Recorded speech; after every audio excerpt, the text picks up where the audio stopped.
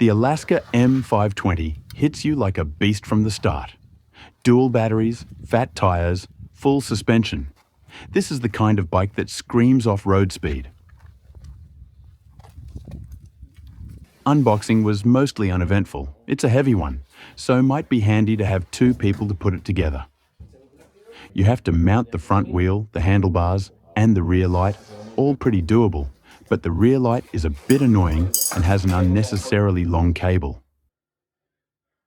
When you jump on, the torque is insane out of the gates. That motor wakes up hard, gives you that rush. But it doesn't last forever. There's a rather fast drop-off. It gives a millisecond of insane torque, then goes down to still a lot of torque. You can feel that this motor has a lot of power potential. The fork is legit. Front suspension is soft, smooth, adjusts nicely, works well both off-road and on the road. The rear shocks, same story. They feel premium, no sloppy play, good dampening.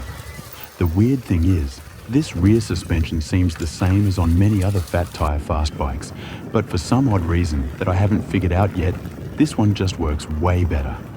The tires are lovely, big chunky fat tires, but thanks to the specifics, they don't feel overly bulky. They grip well, though at higher speeds, you hear the tires roar quite loudly. It's part of the character of a bike like this. The bars and riding posture are nice, not super straight up, a bit sporty, mountain bike style, nothing to complain about for me.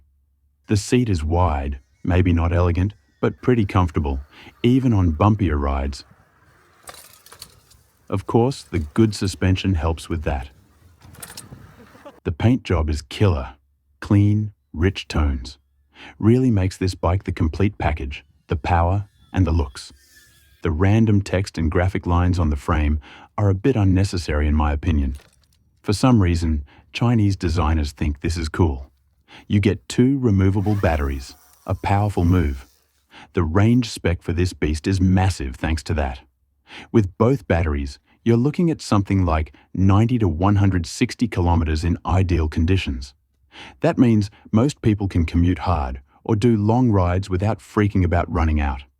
But when you really race, go hard on the throttle, the range will be more like 40 to 75 kilometers. The batteries need to be charged separately. Luckily, it comes with two decent chargers, so you can add quite a bit of charge quite quickly. Them including two chargers tells me something about the company, that they do care. Not all companies would do this. Then there's the screen and firmware, which is weird.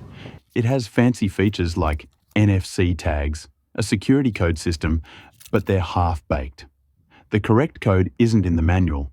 The NFC tags don't always work cleanly. Sometimes it bugs out or freezes unless you do a specific sequence. Feels like some corners were cut on polishing the firmware part of this bike. This could easily be fixed by them, and it's pretty irritating in my opinion. The firmware is definitely the biggest downside of this bike. Also, the unlock speed trick. Input something like code 1313 in the display, and you can push it way past the legal limits.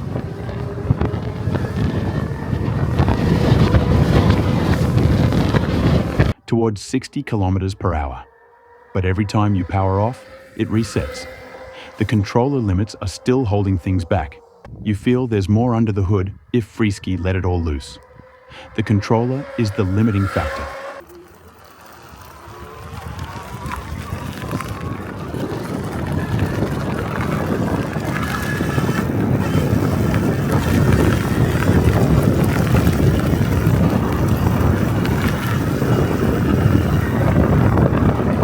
The bike is heavy. You expect that here, with dual battery, big frame, fat tires, suspension, etc. Lifting it is a chore, but once moving, it doesn't feel like it's dragging. It handles curves and speed better than many fat bikes this size. Other nice bits. It includes usable pedals. You can actually paddle it, even when riding at higher speeds. It has a half throttle that works fine, but would have preferred a full throttle on this kind of bike. What bugs me? The firmware/screen issues, the weird power-off behavior, the decorative stuff that feels unnecessary, the weight. Also, The rear light is a bit weird. Final thoughts.